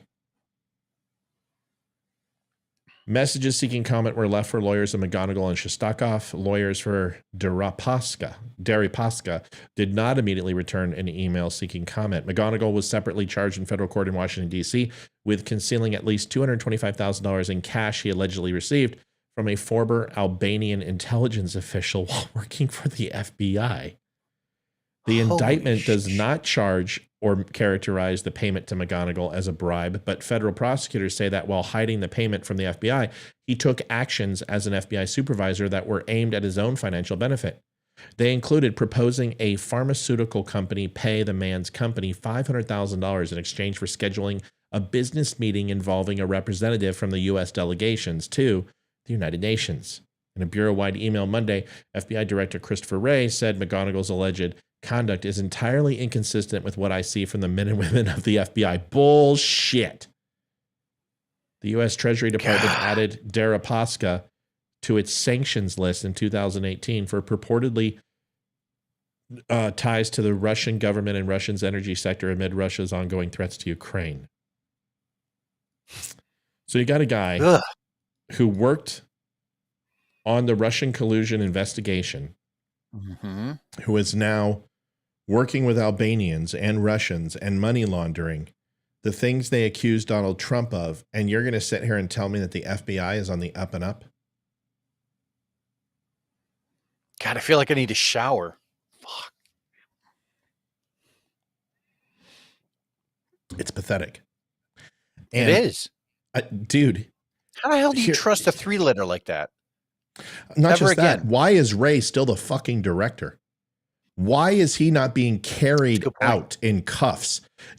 Directors, dude, you and I both know, especially CIA, FBI, ONI, NSA, this would be a scale of corruption that would get any director relieved of command and relieved of duty immediately, if not thrown in jail.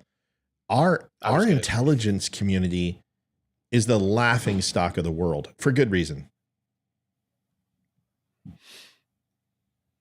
Okay, last thing. M1 Abrams. There's a lot we need to fix. I know, dude. M1 Abrams going to Ukraine. Your thoughts? 30 some odd M1 Abrams going to Ukraine. What do you think?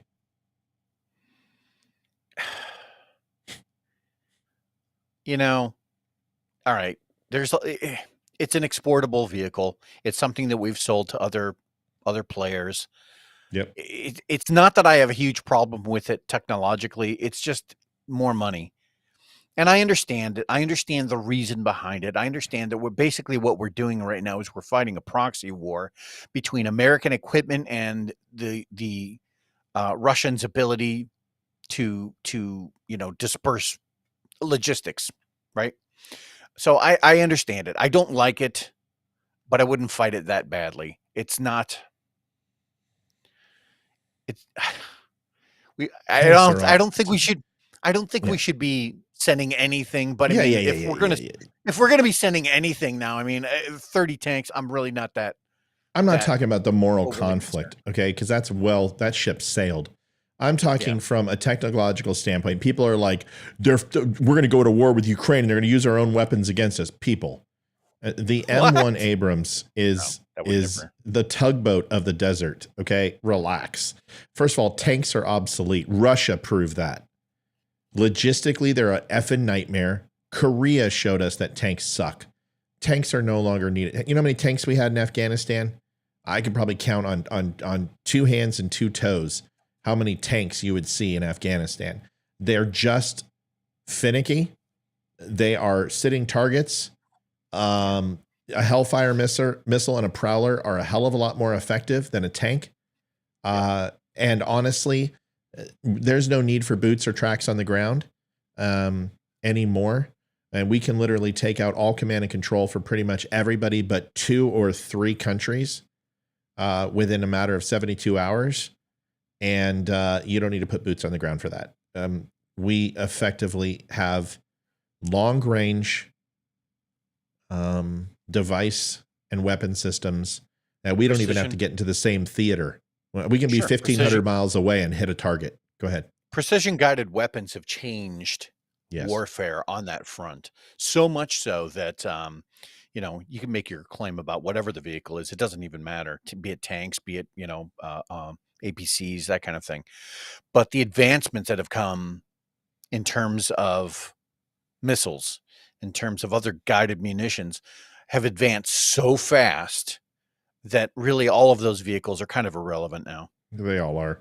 Now, if you're sending them F-35s, which we never would, you got to understand obsolete technology is, hold on, call back in a second. Obsolete technology is essentially you're giving your neighbor a slingshot when you've got a freaking high-powered rifle or an M4. Okay. Exactly. Yes. They've got a slingshot and an M1. Here's the real thing is even by giving them N1s, you just upgraded Ukraine to probably be one of the strongest mechanized infantries in the region because Russia, even though they have 900 tanks, they're obsolete and complete shit. The T-72s that they use are from like the late 60s, early 70s era type weapon. And these are M1. These are version 3 M1s. I mean, they're state-of-the-art tanks, but essentially we're never going to use them. So just chill. Yeah, it's not a big deal. It's not a big deal. If you're not upset about the other 130 billion, well, then this is right. That's exactly the point. Right. That's exactly the point. Just more money. All right. All right. Somebody was calling in 216. Call back now. And then Leroy and I got to go here in 5 minutes. So 216, give us a call back. That'll put us out of here by 10 o'clock. I can go find out about this trade. Matt Nieto is a former Avalanche. He's back. He's fast. He's quick. He's a great penalty killer. He's good on the second power play. Should be a nice little player for us. And all right. Caller, call in real quick. 216. Call. Frederick says they are super heavy and high maintenance. They won't be much good in all that mud and farmland. Well, I mean, all tanks have to deal with mud. That's all tanks have to deal with that. The problem with the M1 is it doesn't have a high profile. Its weight disbursement is strong, so it'll do fine in muddy terrain. But they're damn heavy, and that is the problem with them. So, well, the problem with the deserts was the dust getting into the engines. So, Ingrid says, honestly, who actually believes that Ukraine will win against Russia? It's not about winning. It's about the bear and the honey analogy that I've made 100 times. I do. Yeah. I've said Ukraine's going to hold out to Russia indefinitely. I've said that all along. I said that they were not going to be a one and done. And if the U.S. proxied, and Leroy will tell you, he knows I said this, Ukraine would hold out indefinitely because I know Russia's capabilities and there ain't shit. Russia is a logistical fucking quagmire. Sorry.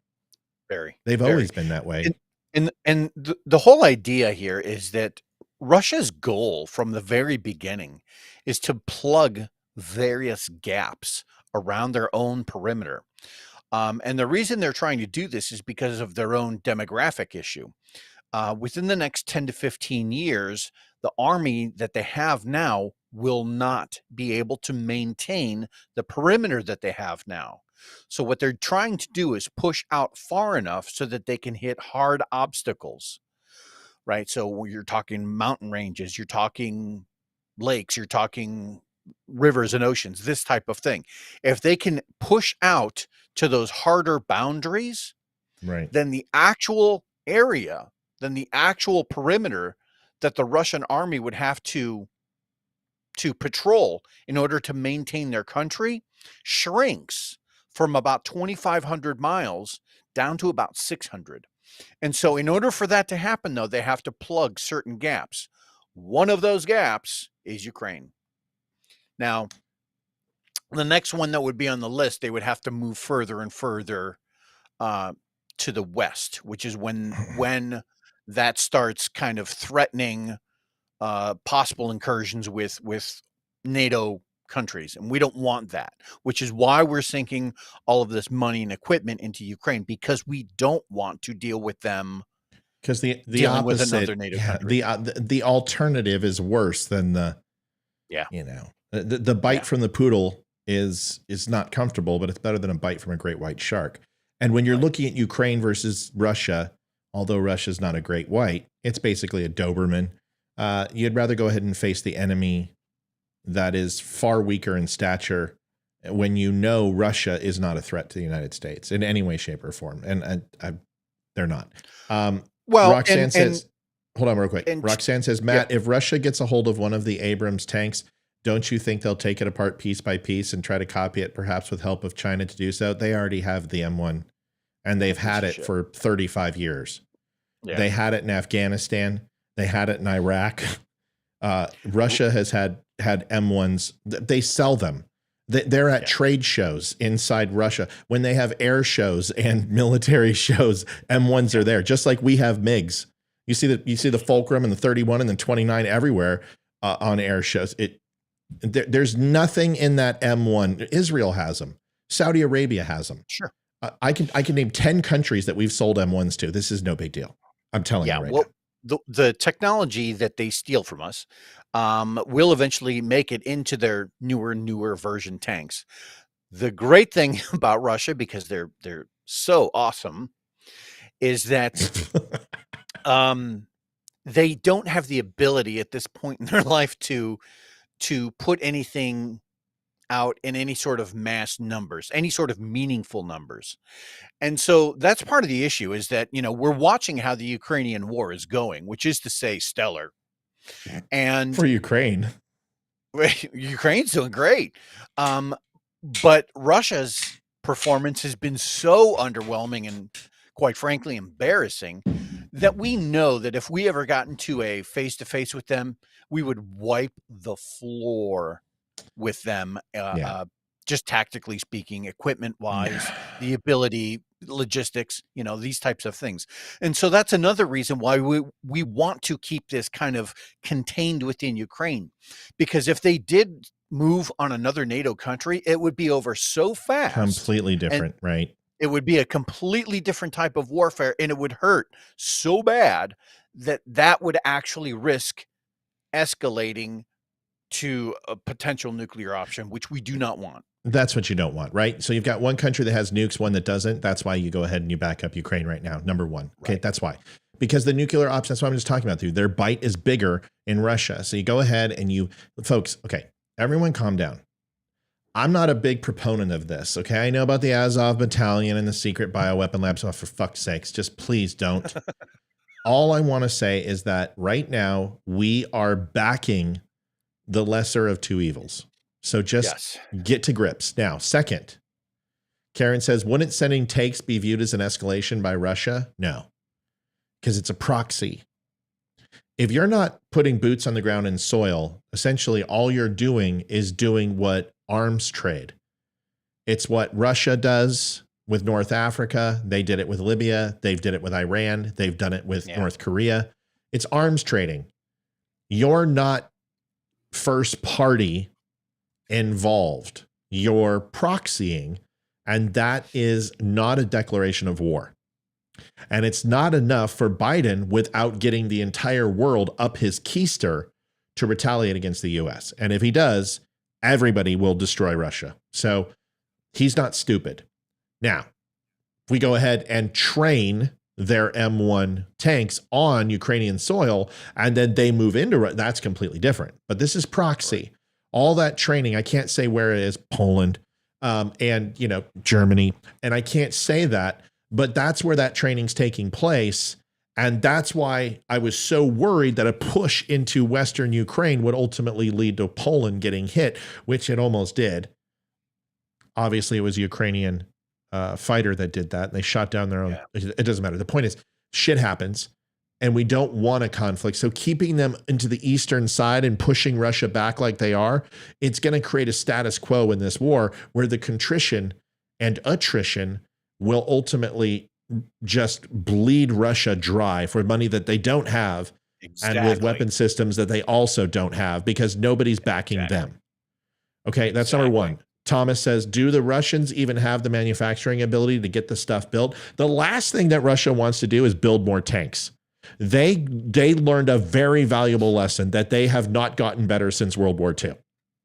And Syria and Crimea did not help their effectiveness, and they are no longer advocating for tanks because that was what Russia had. Russia, we would storm all the way into Britain and get through Germany and France with our line of tanks. Well, the iron wall of tanks is really just a very loud junkyard dog with a very large bark, but not enough bite, because they can't even fuel them 120 fucking miles from Russia without literally getting blown up by inadequate amateur drone operators from Ukraine who just got them yesterday and are hellfiring them to death. So in the first days of the invasion into Ukraine, think about this. Most of Russia's forces were left behind because they forgot that when you're doing an invasion, you should probably pack up some gasoline and food for your troops. And so the troops, a lot of them ended up stranded and ended up trying to walk home. That's not an exaggeration. That really happened.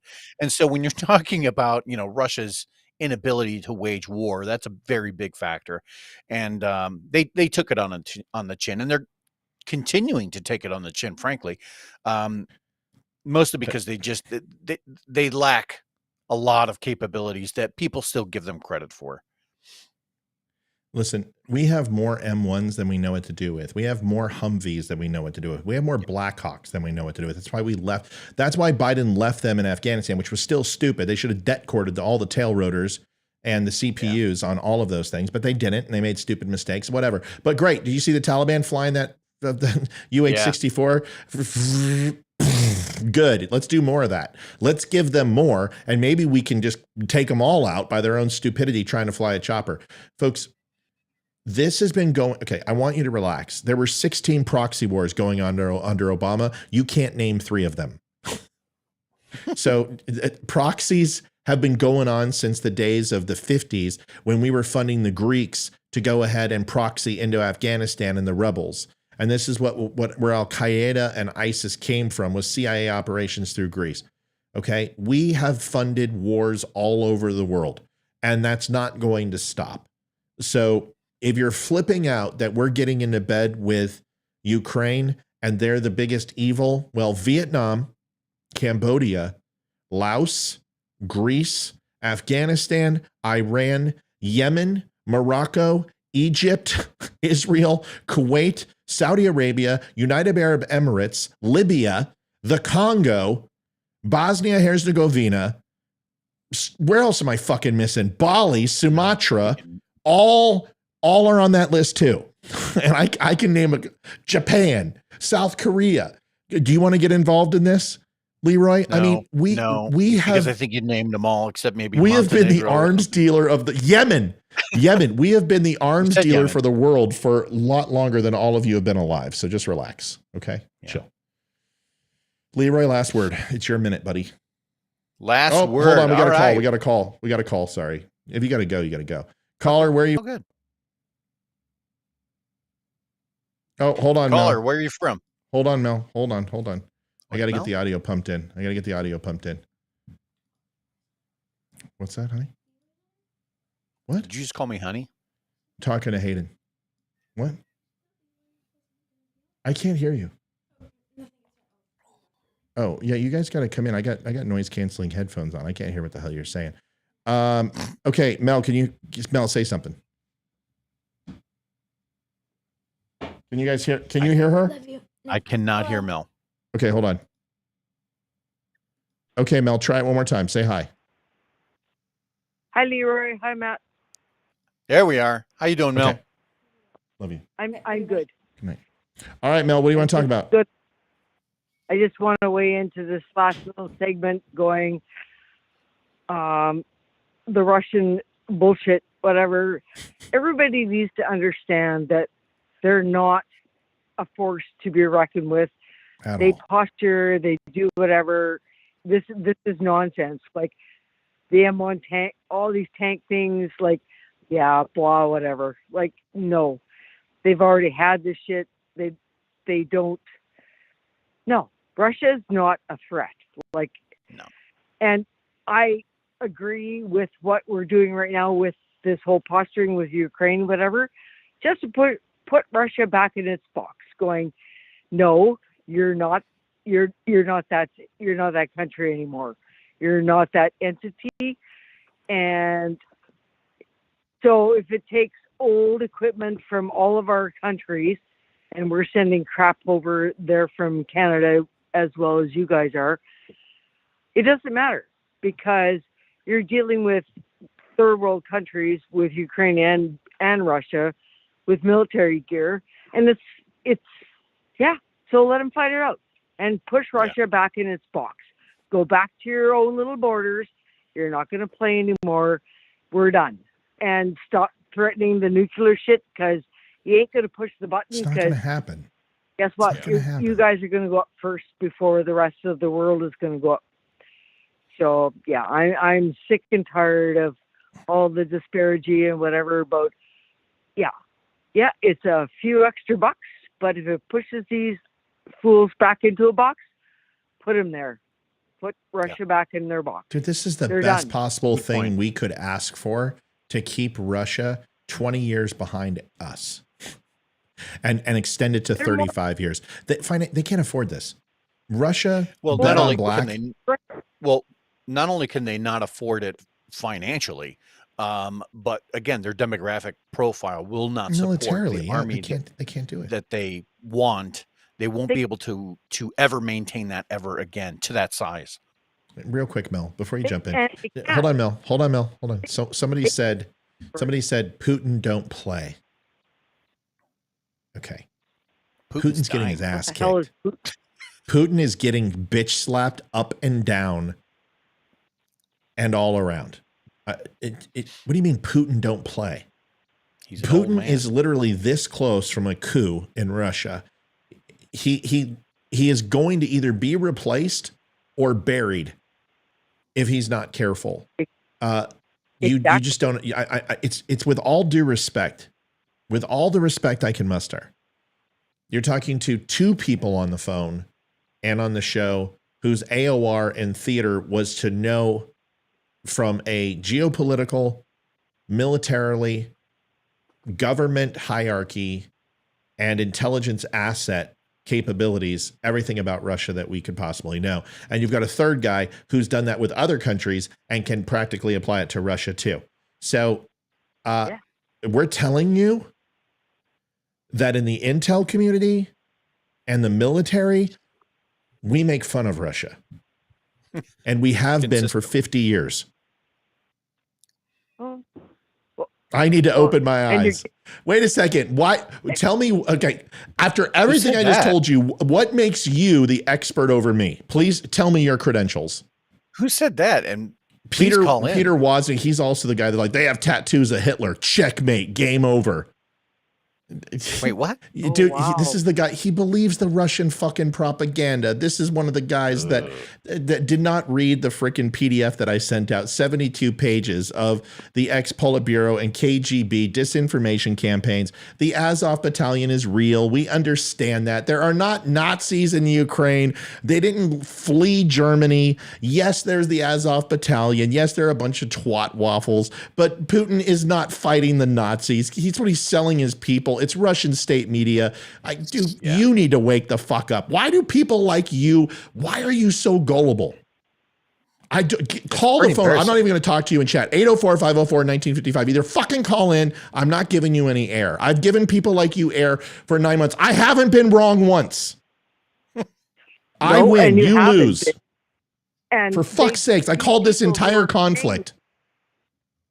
These people that are saying this to you have never been in country to talk to the normal Russian people on our side of the world and understand that they don't agree with this shit. My family wasn't in the camps. And you should tell that to my great grandmother Schwartz, who fled Germany. Well, exactly. No, you should talk to my grandma Schwartz. You should. And then you should talk to Albert Speer. Look him up. Yeah, he was like a third. He wasn't third in command, but he was third reach to Hitler. Yeah, that was also my great-great-uncle. So I think I know a little bit about what happened in the camps, considering I had one person executing and one person fleeing. But, what the fuck do I know? Go ahead, Mel. No, because my grandmother fled because she lived on the border of all of this. And the worst people, she wasn't afraid of the Germans coming, whatever. She was afraid of the Russians. She was only 7K from the new border. They ran from the Russians because of this shit. So I've lived with my family or whatever, and then got into all this military stuff in my lifetime, whatever, going, no, crap. And then having been over there, I'm like, love trolls. It's all crap, and it's all propaganda, it's all bullshit, and talking. Excuse me. I'm dying. Hold on. Anyway, go ahead and have a hot. Wait. First of all, have a coughing fit. Hey, Peter. You know what's hilarious? Is you're like, your family wasn't in the camps. Then I show you my family was in the camps. And then you say, oh, tears, which shows to me that you don't have any fucking family in the camp. So let me guess, you don't like Jews either, right? Dude, you fucking Qers and you soy boys are such pathetic little cunts. If you guys had a fucking original thought, I could shove it up your ass like a piece of coal, and in 2 weeks it'd be a fucking diamond. You're worthless. Your followers. Pick up the phone and call and actually show that you're a man, or I'm gonna punch you. You guys are just fucking soy boys, man. I just can't stand you people. No. Yeah, people like that aren't really smart enough to find their own dick. Facts. Give me some facts. Give me your whatever, because you've never been there. You've never walked on the ground or done what you, Leroy, myself, or several thousand others, Kwong, and all the rest of us in the world have done in this industry to find out and to sort out the real, what's real. This is not real. What these people are saying is not real. Like, there's, I'm sorry. I'm just so distraught right now. Mel, don't get distraught. You're fine. I just want Peter to call in. I just want Peter 5 years in concentration. Hold on a second. 5 years in concentration camp, probably cleaning your family up. Had heard the story, heard, H-E-R-D, the stories at night. Grandfather was there, boy. For fuck's sake. God, if people, I just, no. There's times when this is just the funnest damn thing that I do. And there's other times that I wish I could just be a part of the show, and just watch so I can get up and leave. It's just so I could be like, you know what? Stupid people have entered. I'm just out of here. Yeah. No, Peter. Hey, Peter, I can't stop talking. That's the other thing. You know what's funny? It's a fucking talk show. Do you go to the library and complain that there's too many books? Do you complain there's too many books in a library? Do you go to a baseball game and say, wow, there's way too many beer and hot dogs here? You're on a talk show, jackass. Yep. I'm the host. Of course I'm going to talk. What do you want me to do? All right, folks, we're going to have a great show tonight. Silence, please. Mel, shut the fuck up. Stop talking. There's certain, like I said, there's Mel, certain stop. triggers. Shh, Mel. Shush. Sorry, Shush. sorry. Shut. God, I'm going to fucking mute you. Shush. We're having a show here. You can't talk. Peter wants to have a silent talk show. Hey, Peter, I got a silent show for you here. There you go. You don't need to listen to see that, buddy. Okay? Sit and spin. All right. Mel, you have your 1 minute for your last word. Go ahead. Well, Mel, you can talk now. oh, can I talk to? Oh, Yes, you can. You can go ahead and talk. Yes. I 100% agree with the Ukrainian pushback against the Russians. Just for the simple fact is, it proves a point that no one country is going to be overrun by a supposed dictatorship, and we're not going to lose that war. So if we're going to give garbage, ammunition, and equipment to defend that, I agree with that. We need this at this time, at this point in this world. Okay. So people don't know Mel's background. So I will just tell you this. There is a time that Mel has a wee too many martinis and she'll call on the show. Oh, hold exactly. on. And she's still smarter than 90% of you. So lay off. The woman has seen the world. She has done things that you can't even dream of. And just trust me when I say this is that, yeah, trust me, she knows her shit. And tonight she had a few too many. Is that fair? How many did you have, Mel? About 3 or 4. Oh, yeah, three or four. All right, Mel, I love you. I'm letting you go, kiddo. We'll talk to you next time. I love you guys. Thank you. All right. Love you, Mel. Take it easy, buddy. All right, Leroy, thanks for, I haven't had a troll in a while who I've actually wanted to, just sorry for using the C word. That was inappropriate, but that guy, no, I saved that word for only the very best. Leroy, you got 1 minute. Well, after the troll made his entrance, something that popped into my little pea brain was the level of irony that happens. Everyone wants to be able to understand what happened during World War II. And there's so many people that take sides in politics like it's a sports game.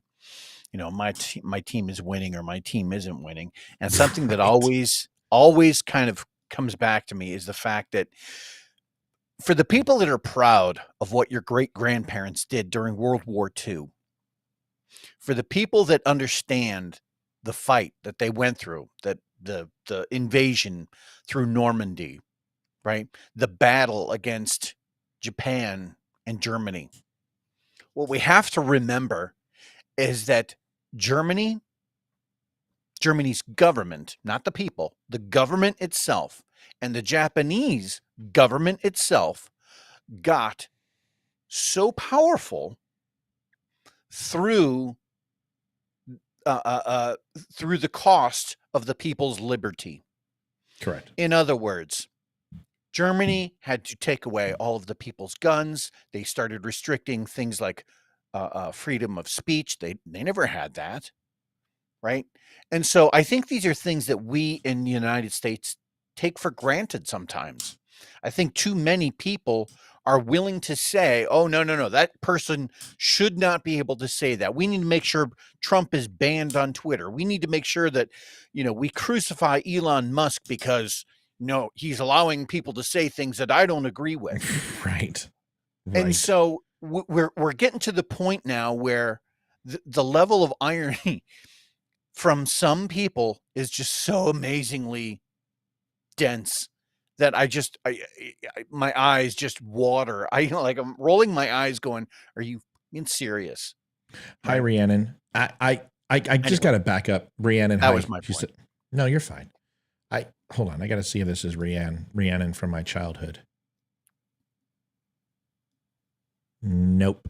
But hi, Rhiannon. Good looking family. Listen. Okay. It's the best way I can explain things to people sometimes. Do I think I'm the smartest guy in the world? No. Do I think I have all the answers? No. Do I have a very good sense of not opening my mouth unless I know what I'm talking about? Yes.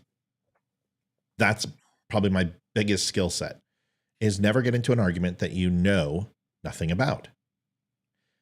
And you should switch and ask more questions. People see me do it on this show. Some people get upset. What do you accuse me? I'm just asking questions because I don't understand. I don't know, so I'm learning. But if you're a football player and you're a senior in high school and you're the quarterback and you get a wide receiver who's a freshman who thinks he's all that, and the guy runs like a 5.6 40, as a quarterback, you should be able to go up to that person and say, hey, come here. Come here, kid. You're a nice kid. Good looking. You're smart. Got potential. But there's not a fucking chance in hell you're ever going to make anything of yourself playing football. So study hard, get your letter, and then fucking quit. Yeah. That would be a completely normal conversation on the football field. In the military, bro, come here. Come here. You're a nice guy. You're not really good looking. You can't do a push-up. I just want to let you know you're never going to be a SEAL. And you should probably stop telling people you're going to be, okay? Otherwise, you're going to go into the showers and you're going to get bricked by a freaking bar of soap and a sock. So stop it. Okay? All right. On this show, if I tell you you're an idiot, it's not because I think I'm better than you. It's not because I think that somehow I'm superior. It's that you don't have the talent to have this conversation. And you don't have the ability. So you're a good-looking kid. You've got the world in front of you. Shut the fuck up. Okay? Does that help? Okay, good. Folks, that's Leroy. And he's a hell of a nice guy. And he's going to take us out with the Veteran Crisis Hotline. Oh, cut my head off. Son of a gun. Go ahead, Leroy. Tell him what it's all about. All right, folks. Well, let's go out like we always do with the Veteran Crisis Hotline. 1-800-273-8255. Press the number 1. Folks, 22 veterans a day commit suicide, and it's too many. It's just too many. Do me a favor and reach out to a veteran and start that dialogue with them. PTSD, traumatic brain injury, anxiety, and depression are all very real, and veterans need our help.